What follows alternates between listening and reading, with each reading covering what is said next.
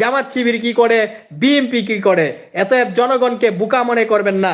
দেখুন আজকের লাইভ মূলত ওই ফজলু পাগলকে নিয়ে ওই আমতারেক ভিক্ষা করে সুযোগ সুবিধা নিতেছে। আজকে আপনারা জানেন সে ওই বিকাশে রকেটে সে টাকা উঠাচ্ছে। এই যে টাকা উঠাইয়া তার পেট ভারী করতেছে, তার পরিবার চালাচ্ছে ওই আমতারেক এবং এই ফজলু পাগল, এই দুই কুলাঙ্গার শেখ হাসিনার বিচারকে বিতর্কিত করেছে। আওয়ামী লীগ সেই সুযোগটা নিয়েছে। আওয়ামী লীগ কিভাবে সুযোগ নিয়েছে?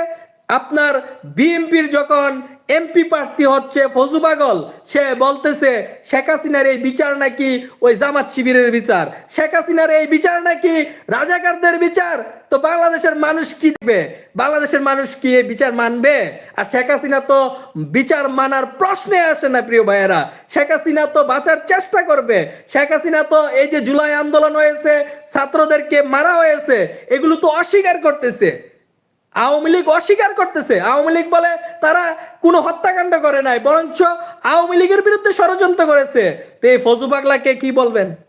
ফজলু পাগলারে কি বলবেন? আজকে বিএনপি কে অবশ্যই সেই জবাব দিতে হবে।